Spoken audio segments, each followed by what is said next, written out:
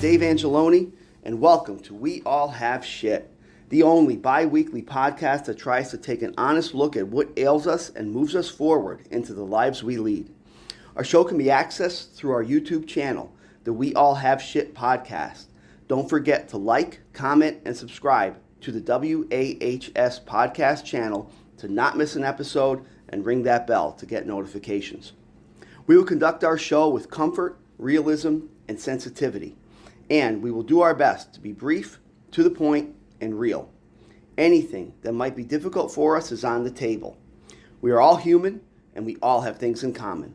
Moreover, we were created to exist in a social context and to help each other as best we can. This will not be a bitch fest, nor a complaint zone, nor a place for negativity. Rather, we will strive to maintain positivity and enthusiasm during the challenges we face, because life is here and life is now. Finally, while I may have been a trained and experienced professional counselor in a past life, this is not me now, and this is not our show. This will not be a glorified pop culture counseling session. Rather, we will simply do our best to shed some light on our troubles, talk about how we are dealing with them, and hopefully make some positive contributions to the world around us. Whew! Okay. Welcome, everybody, and thank you so much for joining us. I have a special guest here today. My guest today is Kathleen. Kathleen, what is your shit? Well, as the saying goes, we all have it. We all have shit. Amen. So I guess I can start by saying my shit happened about 7 years ago. It'll be 7 years ago in June. Okay. I went in for a simple medical procedure, day procedure, in and out, and I came out, I'd say, a different person. Wow. This was out of the blue.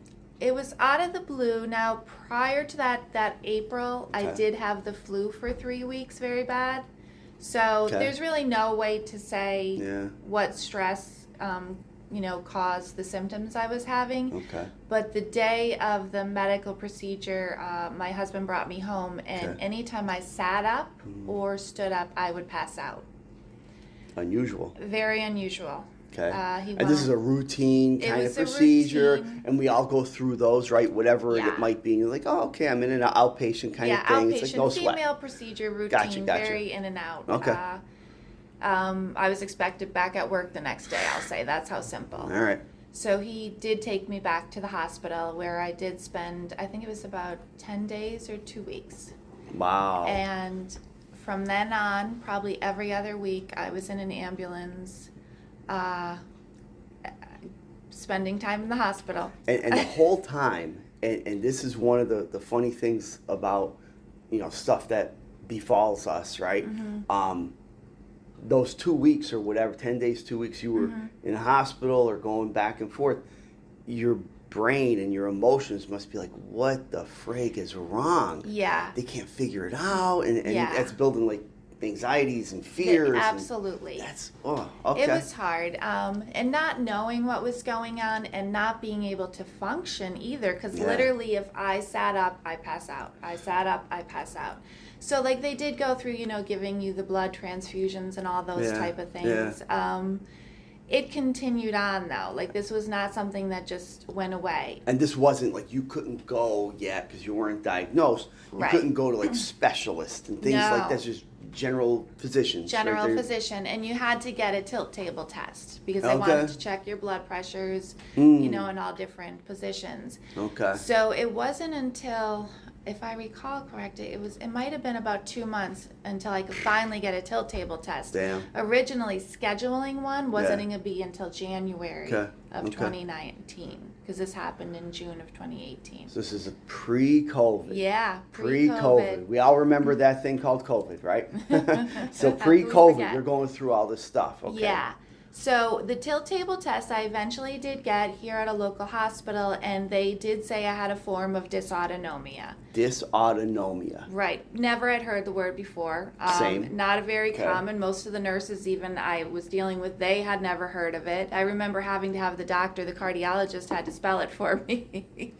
That is so funny. That is so it was a cardiologist. It was a cardiologist. Okay, that's the first time you heard that word. Yeah. So that's scary when you get maybe diagnosed with something, you're like, what is that? Yeah. Yeah, okay. It is scary. And then you start looking it up. And what it is, it's a deregulation of your autonomic nervous system. Deregulation of your autonomic nervous system. Right. And this is autonomic, right? So this isn't something we're in control of. No control. Okay, so it's autonomic. Yeah. Or automatic to an extent, right? Right. It just kind of happens. Right. Yeah. So when you stand up, my heart rate would be going up to over 200. Wow. And it was just from standing up. Yeah, just from standing up. Okay. So it's your heart rate, your digestive system, like everything your body needs to basically function is everything that is affected by it. Walk to the other side of the room. Yeah. Eat a sandwich. Yeah. Stuff that our bodies don't have to. You don't have to make your body do that. Right. You just do it. It does your it body on its was. own. Okay. Yeah. Okay. So it was recommended that I go to a specialist. Getting on the list took a long time. I did go to Johns Hopkins, where they did have me doing saline infusions at home. Okay. They would also give medication. So it was then you're battling the side effects from the medication versus the symptoms from the condition. Every medication has side Yeah. effects. Yeah. Okay. So it was a lot of in and out of the hospital. I did get to know them quite well.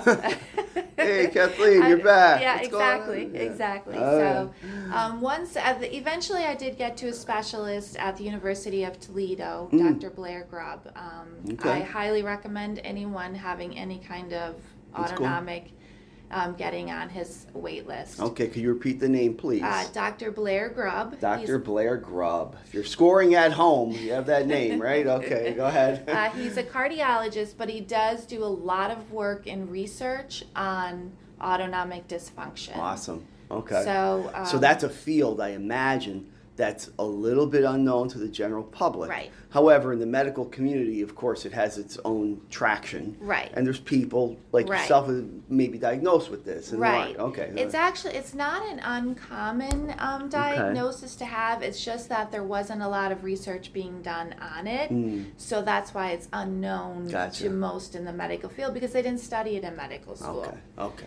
So we did go to a couple other places, but once I sat with Dr. Grubb, and then we got on the right track with certain medications that were helping symptoms. Okay. But I was still finding myself having more neurological issues to the point of where it's now February of 2020. I'm still in and out of the hospital. I'm bedbound. So I basically spent at least 2 years bedbound. Wow. Where I could not function in any way to get out of the bed. And this is a very big part of you and your family's life at this point. And then this thing called COVID hits. And the whole world is thinking similarly to you, like, what the F is this? But they're talking about COVID. They're talking about COVID. You're talking about this thing you're dealing with. And you're like, yeah, right? What is this? Right? Yeah. Okay, so the world is getting familiar with and learn about COVID. And you and your family are struggling with the same thing for 2 years. For 2 years. Okay. So I wound up, my husband took me to a different hospital in Scranton rather than the usual I was going to probably every month. And this Dr. Grubb was in Toledo. He's in Toledo. Ohio. So like, you were traveling out there. Yeah, I had gone there. He had given me medication to try. Okay. And like we were still in contact, but I had only gone there the one time. Okay. So then I wound up at home. At this point, both of my eyes are closed. I have no speech, dysarthria. Wow. I'm bedbound, and I'm having paralysis for up to 8 hours a day. And this is going on for weeks. And the whole time, your brain is thinking, what the F is wrong with you? Right, because I'm still in there. Like my You're body still there. won't function. So You're that still was there. what the hard part was for me, because I'm still here, but no one really knew. So when the eyes started closing, my husband did have me type up. Well, I still could open at least one of the eyes. He had me type up all my symptoms in case it got worse. I'd have something. He would have something to show. That was wise. You know. That was smart. Yeah. So motor wise, you were able to do that. Yeah. You were able to type and write even my if you had to. My fingers were still good. And my handwriting not so much, but okay. But then it did get where we were now in crisis mode. I went unresponsive. I think for a day. I really don't even know. So that was when Dave took me to another hospital. Now, at this time, my kids are a junior and senior in high school. My daughter is in high school, her senior year, and I'd always been this is junior, involved. Senior year of high school. You're an involved mom. Your kids are involved with the school community, doing things. So this typically is this really active, happy kind of time, in a stressful too, but good stress in a person's life, right? They're graduating high school, they're prepping for all those kind of goodbyes and next steps kind of stuff, but you're dealing with this. Right. Oh, right. Okay. So we did go to a hospital in Scranton, and the doctors there ran a lot of tests, but the problem was, the tests aren't showing things, what is going on. Yeah. But the one doctor, he recommended, let's give her IVIG, which is, they get it from plasma donations. It's antibodies from I think about each one is about 1,000 people. The donation of the plasma. Wow. They take out the IgG antibodies. What's IgG antibodies? Your immunoglobin, your immunoglobin levels. It would be.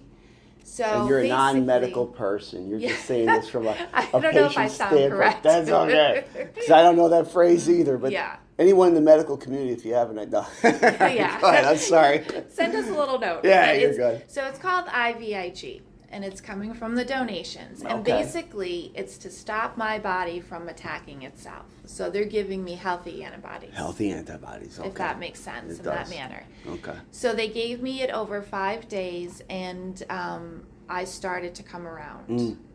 Now, by coming around, one eye started opening. Wow. The speech was still very garbled. Wow. I had a long road ahead of me. Yeah. But I did eventually go home.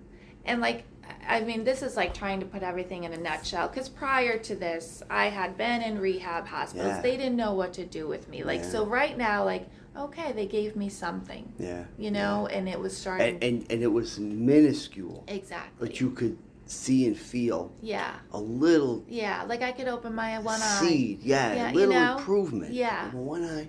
Yeah. Right? And okay. So I went home. But the problem is, how do you get a prescription for that and get it insurance to cover it? Yeah. So that was in February. Without it, because IVIG usually lasts about 3 weeks in your system. Okay. So, but then you'll start declining. Okay. When the symptoms start coming back. Maybe another dose and stuff like that. Okay. So I did get a new medical doctor in the same time, who actually had been my children's doctor. So he knew who I was before. Because I do feel like a lot of times, you're a case, but you wish that they knew what you were before, if that makes sense. Okay, time out there, and we're going to talk more about this. But if you could please, just for a moment maybe, share a bit, and this might be where you were going anyways, who Kathleen was prior to this, because Kathleen that I know was a beast physically. So can you talk about that for just a moment, who you were beforehand? Yeah, I was a mom, I was a wife, and I ran marathons. Plural. Marathons. I didn't succeed at all of them. But yes, you did. By doing them, you did. I found great joy in running, and that didn't happen until around 2013 that I started running. So you weren't a lifelong runner. No, I never saw myself as a runner. Okay. But I just fell in love with getting up, going for a run. Cool. And I miss it terribly. I will say that now. But I was involved in a lot of things. I volunteered. I worked for a hospice. I was a volunteer coordinator. I ran a nonprofit, Matthew's Mission. I was a busybody. Okay, so Kathleen has a younger brother, Matthew, who passed away tragically. Wonderful kid. And it touched everybody, as you can imagine, especially the family. Yeah. So Kathleen, along with her family, started a nonprofit thing, Matthew's Mission, and that was locally extremely successful. Charitable thing, raised awareness and brought the community together. That took a lot of work. It did, right? And but it was joyous. It was. I always say, if you have a tragedy in your life, you can let it eat you alive, or you could turn it into something good. And my brother Matthew had Down syndrome. He was 24. We were on our family vacation, and he died in his sleep of a seizure.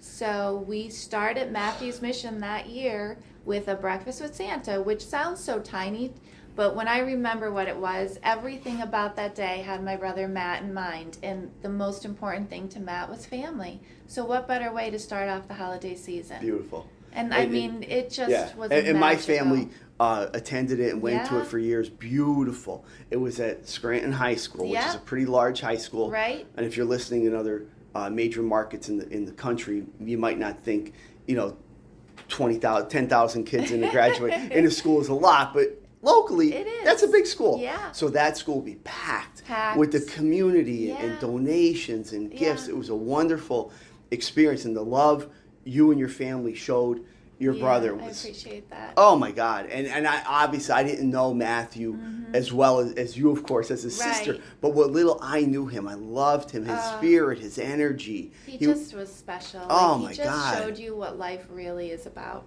Amen. And that's what that day was about. Yeah. When we didn't have him. Okay. So you were involved with things like Very that. involved with other charitable things. Yeah. Hospice. Like the hospice is like end of life care for people in a loving, dignified way, and you were involved with that. Yeah. That's we would massive. make any wishes happen. It just I look back now and I told you this when I applied for the job at hospice. I hadn't worked for years. I stayed home with my kids. I saw volunteer coordinator, and I thought, well, I could do that. I didn't realize it was with the hospice. But it was the best thing. I cherish every moment I had, and had I known of the need for a hospice volunteer, I would have done that all my life. And that's something, you hear that sentiment from people all walks of life, and usually it's like from a personal standpoint, but professionally people have said it as well. Like, you don't realize what hospice is until you get there. Right. And it's so critical to do that level of care. Right. My oldest son did his internship when he was in school at Hospice of the Sacred Heart, right? And it was that kind of level of care. Whatever you might do there detail-wise, it's the people you're caring for. It's the people you're caring for. It's their families. Every aspect of it is just beautiful. Wow. And the sad thing is, it's a scary word to most people. Absolutely. Absolutely. So you found yourself. I did. Thrust into that. Did. And then, a few years later, you found yourself thrust into this condition that you're dealing with now. Right. Okay. Right. So it's hard. I will say, you go through the stages of grieving. You grieve for who you were. Grieve for who you were. Yes. And I think over time, and that time is a long time. I mean, I'm almost 7 years in. Yeah. But it takes time. You have to give yourself grace. That's good. Because there's going to be hard days. Yeah. And even now, like, eventually I did get IVIG approved, but that was months later, so I had declined. Okay. But in June of 2020, I started monthly IVIG treatments. Okay. So I go 2 days a month, which I actually was just there this week. I had it yesterday and the day before. Okay. And with IVIG, it took about 2 years for me to start and see the symptoms, diminish to where I would get quality of life again. Okay, quality of life. Yeah. So you mentioned a few minutes ago that when you had that first exposure to the IVIG, you felt an improvement. And you mentioned the one eye could open. Yeah. So you felt an improvement, but it was kind of minuscule. Yeah. But improvement nonetheless. But you're like, okay. But now, after being able to take it routinely and consistently for 2 years? Yeah, it was probably about 2 years So where I could literally get both of my feet to touch the floor where I could stand up. Wow. Because I was still passing out.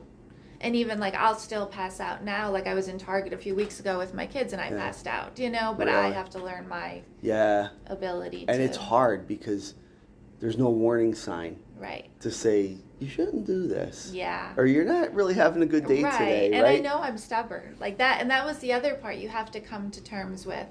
I thought I can do it. Of so course. I remember my husband bringing me home that February, And I was angry. Like, you are angry. And if someone tells you they're not, I don't know what they do not to be angry, because you're angry at what's happening. Sure you are. You don't know what's happening. You don't know why it's happening. So I remember, I was wheelchair bound for years. So my husband, I kept telling him, no, I can do it. I can do it. And eventually I remember crying, thinking, I can't do it. You can't do it. And you have to accept. You have to come to that acceptance. Those realities. And you're not used to doing that. No. You ran mile 25. Yeah, like I know you that ran feeling. Mile 26 and you finished it with the flurry. Yeah, like I know that feeling. Like I know I talked the whole way up to mile probably 18. Like I remember the girls like that I ran with were like running ahead to get away from me because I kept talking. You're like, come on. But then you hit mile 20 and that's when shit gets real. I love that. I love that. And that person, that fighter, is still in there. Yeah. Right? So when you're feeling okay and you have a task in front of you, whether it's going to Target or walking down the street, I could do it. You could do it. No sweat. sweat. Yeah.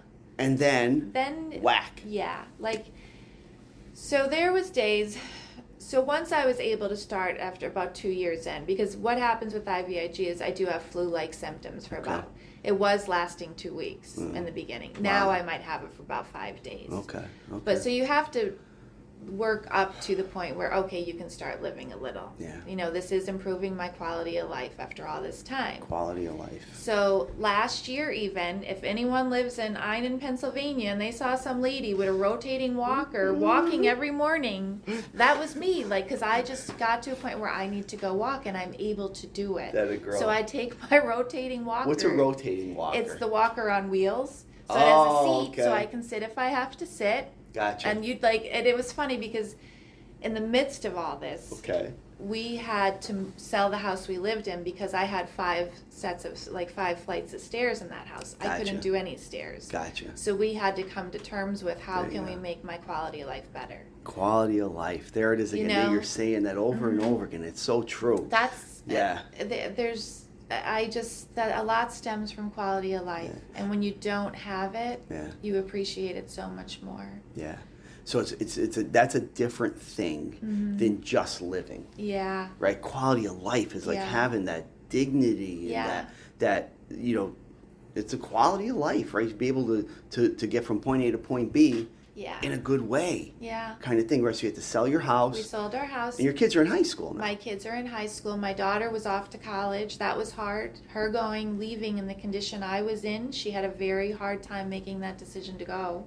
But I didn't want to see her not to go. And you did too as a mom. Yeah. Right? So emotionally you missed her and you didn't want her to go. But up here you're like, no, you do your thing. Yeah, the day she had her senior prom, I was life flighted to Philadelphia. She had to come and say goodbye to me. Oh my God. And my son was going with a friend of hers. So they were both going to the senior prom, but my family had to go get them because they were class officers and they were decorating. My family had to go get them from decorating for prom, bring them to the hospital to say their goodbye to me because I was being life flighted. Good Jesus. So it's like, I know I'm throwing a lot at you, but it's it's just... Kathleen, this is so raw. And it's so before this sit down that Kathleen and I are having right now. So I've known a little bit about Kathleen's situation, but of course I didn't know all these details. No one really did. Right? So this is so brave. I mean, I so appreciate this. You coming, just sharing this stuff, because the hope that you have, right, and me and anyone else that does stupid stuff like this, is that this little story, other people, it's going to speak to other people, and maybe it'll help them somehow. Yeah, right? It was interesting. Like, talking about your wife, Dina. Dina and my sister Amy were very best friends in high school, and I was that little sister that tagged along with them. No. So when I listened to your podcast last week, and Dina was on, and you were speaking of her as a caregiver. Yeah. It just hit home to me, and that's why I sent you guys like a little thank you, because I thought if you can help one person, amen. And I wanted you guys to know like how much you were helping me. Do you know? And I just feel it's important to tell people that. Amen. Amen. Amen. Amen. Yeah, and Kathleen is a woman of faith, you know, and we have that in common, like with our families, right? Yeah. Thank you for that. No, you're 100% right, 100% right. it's funny, you said the word anger before, and that's an uncomfortable feeling to have, an uncomfortable word to use with faith. Yeah. But it's true. It's true. You're angry. You're angry. Like, what are you doing to me, Lord? Absolutely. Right? You're very angry. Yeah, you have great faith, and you love the Lord. Whoever you love, whatever religion, faith you are, whatever, you have that love of faith and everything like that. But God, you're pissed off. Yeah, you really are. And I think for me, I know that I tried to hide that anger, though. Sure. And I've done, honestly, what's helped me in the 7 years is, of course, I have a therapist who's helped me because I was homebound for how many years? I'm still homebound. Yeah. I can't drive. My husband takes me out, but it's not the same as if you could take yourself Absolutely. out. Yeah. Absolutely. So that was why, getting out walking was important to me when I can do it. But you have to know your limits, which there's been times my neighbors have found me paralyzed in the front yard because I didn't listen to my intuition. And this is 7 years, you said. So it's a learning thing as you go. Yeah. Okay.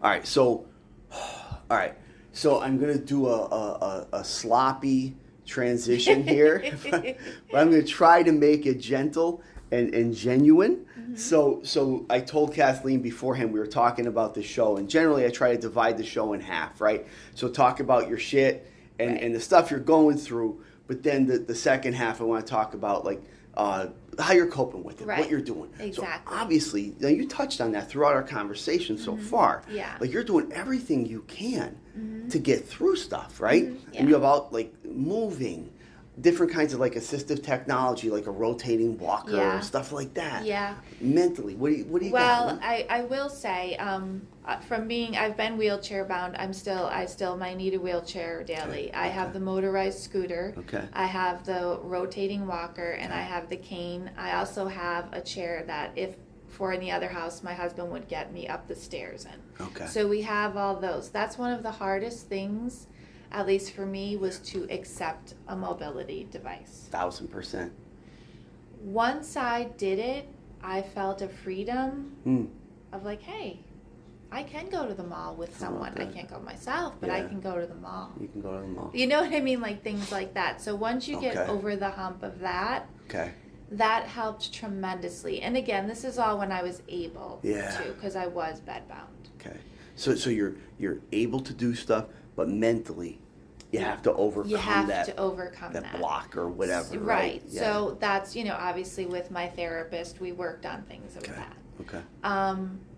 First thing I do when I get up in the morning, and it was interesting when I heard your routine. Yeah. I literally, and I forget where I heard this on a podcast, I sit on the side of the bed and I give myself a hug. I know that sounds silly to a lot of people out there, but when you start doing it in that practice, that's so good. You put your feet on the floor and sit on the side of the bed and give yourself a hug. I'm here. Too much of our days is spent in negative self-talk, right? I can't do this. I don't feel like, but yeah, give yourself a hug. And then I'll get up and I'll start looking for my inspirational quotes to set my mind for the day. Okay. And I know there's probably people out there who may roll their eyes at this, but I'm telling you, going from what I've been through, these really little things in life truly make all the difference in my quality of living. They make all the difference. That's so important because they're not for everybody. They're not. And another okay. Another person might hear something that's really inspiring to you or another individual and be like, that's stupid. That's silly. Right. But it's individualized. Right, exactly. And there's so many self-help kind of things, like podcasts or books even or whatever.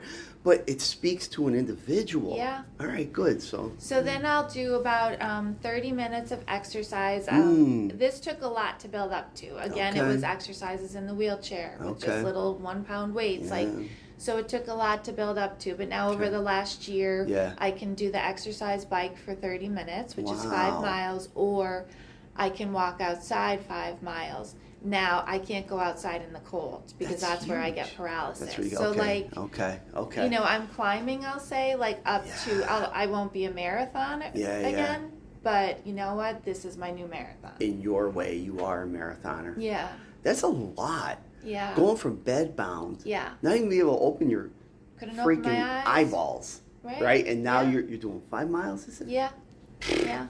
That's huge. I don't get to do it every day. Sure. Like when I'm leading up to IVIG, I know that week I can't get it because I am declining. Like I'm on the decline. Okay. So now I just had IVIG, so I probably won't be able to do any of these until next week. You know what I mean? So it's like that's what you had the last couple of days, right? Yeah. So we were trying to set up this time when we're going to get together and blah blah blah, and you had mentioned you're going for an infusion and stuff like that. So these take a lot out of you. Yeah. For Yeah, a they bit. definitely and you do. know that Yeah. now. So okay.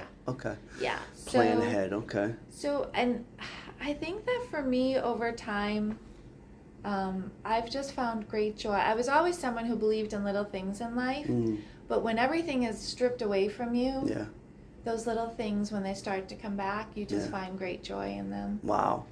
Okay, so little things when everything's running smooth and there's no issues, you might not even notice them. Right. Right, but when they're gone and everything else is stripped away from you, what do you have? What do you have? You have that cup of tea in the morning, and you say, "I'm grateful for this." I'm big on gratitude. Gratitude. Very big on gratitude. Yes. And I also, over the last couple of years, like because I was a volunteer coordinator, I love to volunteer, but it's like, what can I do from home and volunteering? So I am still looking for things. So any ideas, please throw my way. Dig it. But every year at Valentine's Day, there's the Garden of Cedar down in Scranton. So for the past 2 years, I would write out hundreds of Valentines. Okay. Like, do you know what I mean? Fantastic. And so I know these sound like little, but to me, these are huge milestones that I really didn't know that I would get to again. You're able to do it, and that's a link to who you were before. Right. And you're still able to do that now. Yeah.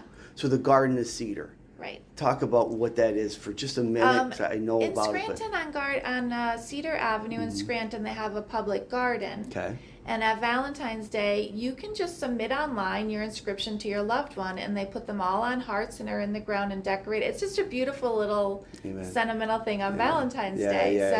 Excellent. And it was interesting because when I'm writing them out, a lot of them are people I know. So I'm like, oh my God, I know that. You know what I mean? That's so cute. Yeah. That's so cool. So but they do thousands of them. So last year I wrote out 400 of them. Wow. Like, you know, and I'm not very good at writing, so it does take me time, and I do make mistakes. But you do it. But I do it. You're there.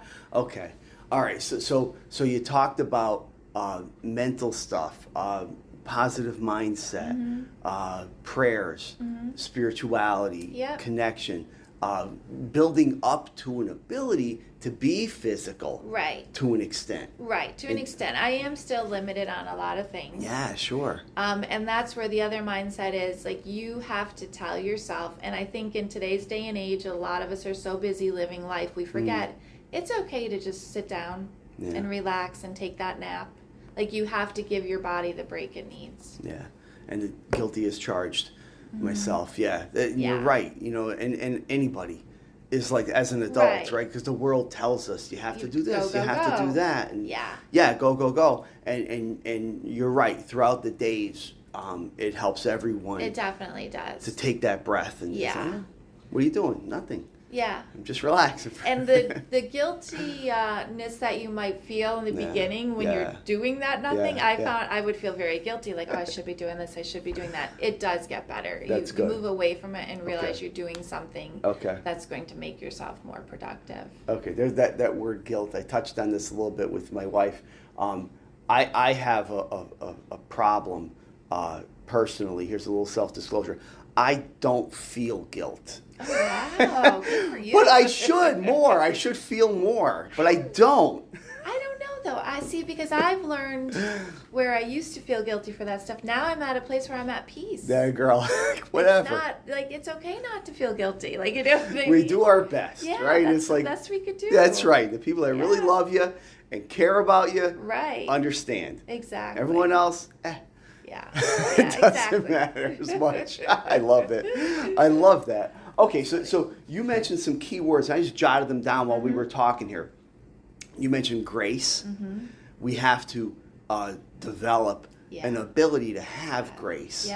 Dealing with things that come our way. Yeah, exactly. Okay, and that comes and I think that speaks to the faith. Yeah. That you have, and that you were. Definitely. Yeah. Okay. Grace. You mentioned the anger thing. Yeah. Amen. They go. And I think it's important to point out that it's okay to be angry. Yeah, it is. You know? It is. Even, and this is, again, guilty as charged, even anger directed toward your spiritual guidepost, the Lord, right? Like being mad and yelling even, like, you know, you're not going to live like that, but in the moment, you feel it, let yourself feel it, but you also have to learn to let it go. Amen. There's the grace. Yeah. There's the grace. Okay. Quality of life. Yeah. Quality of life. We need that, right? You need quality of life. Yeah. So whatever that means, you have to determine for yourself what it is. Mm-hmm. But for me, having really been where I had none. Yeah. You know, like even I remember the one doctor, he's like, you don't have any quality of life. You know, and I was like, no, I don't. So how can we get there? So you started from square one, trying to find this quality of life. Yeah. And that's work. Like I literally, and I remember I would have to, when I was able to start and get out of the bed physically, that's with the wheelchair. Yeah. What can I do today to give myself quality of life? Well, I'm in the wheelchair. We now live in a ranch home. That gave me quality of life just moving to a one-floor home. Yep. What can I do? Well, I'm in a wheelchair. I can get the laundry and put it in the washer. Like you go through all those basic things that you don't even think twice about. Yeah. You start there. Minimal, granule things that I can do. Yeah. That because everyone was doing everything for me. And you don't want to live like I that. couldn't do anything. Nobody wants to live like that, especially when you're young. Like you're not. Yeah. There's a lot more to be here. Yeah. And that notion of gratitude, like being thankful for what we do have. Yeah. Right. What you are able to do. Okay. Very important. All right. Kathleen, let me say this. And I said this to you before, but anybody that's on this show, I mean, I understand there's so much more that we could talk about. There definitely is. We barely scratched the surface. I don't even think we scratched it. fully understand. Yeah. We do try to keep this podcast relatively brief, but I say this to you, any time, come back. I'm going to offer you a formal invite. Sorry, so the door is always open. I appreciate that. There's so much more to talk about. And you are... you're an inspiration. I mean, just to be here. I mean that. Just to be here because the shit that you're going through is so real to you. It is. It's a lot of shit. And I think it's a lot of shit that people don't see. You got it. And that's the part that's the hard You stuff. look great. What are you talking about? You don't look sick. You don't look stupid. But here we are, right? If I had $1 every time I heard that, Oh, my God. I can't stand that. But, again, we be gracious, right? We're thankful people are nice enough to compliment us. Yeah, thank you, buddy. I love it. Okay, we're going to wrap up. Before we wrap up, like I said to you beforehand, as our guest, you get to end things with a closing sentiment that could be anything. Okay? Okay. So go right ahead. The floor is yours. Well, first of all, thank you so much for having me. I really, truly appreciate this. I think for me, I can go through, I believe in everyone should give themselves the grace of just being who you are and where you are at that moment. Okay. But also, if you have someone you know is going through something, I think listening is the key. Just let that friend know that you're there for them. Just be like, hey, I was thinking of you. Yeah. Just checking on you. Just because a lot of times I think to those around us we become our diagnosis. Yeah. Which I get. Yeah. I completely understand. It's scary seeing someone you love go through things. Yeah. But it's even scarier being that person going through it.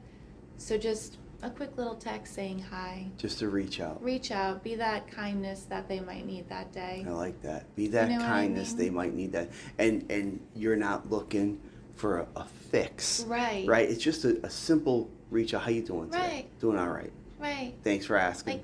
Don't want anything from each other. You don't have to give anything, just so they know that they're there if you need them. Yeah. Listening is a tough skill. Yeah. To come by, right? Because they care about people care about each other, right? Mm-hmm. And when they do reach out, they kind of want inadvertently maybe to give help and give a fix and give support, but you're not always looking for that all the time. Sometimes you're just looking for someone to communicate with in some way, whether it be hey, how are you? Or would you like a coffee? Or, like just something. Good.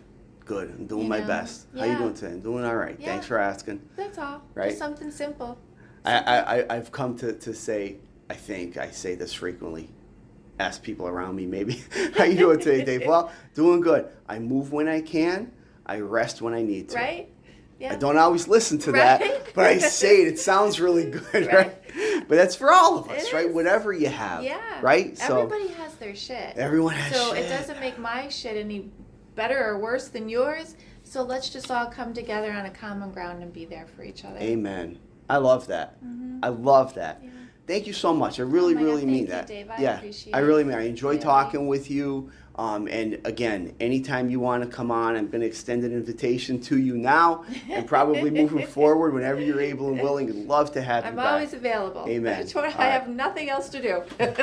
All right, Kathleen, thank you so much for being here. Dave. Okay, thank you. And for all those that listen, thank you for checking in with us and spending some time with us, and for listening to We All Have Shit. Remember that even though we will always have some kind of shit in our lives, the best we can do is stay positive, have faith, and help where we can. So until next time, onward.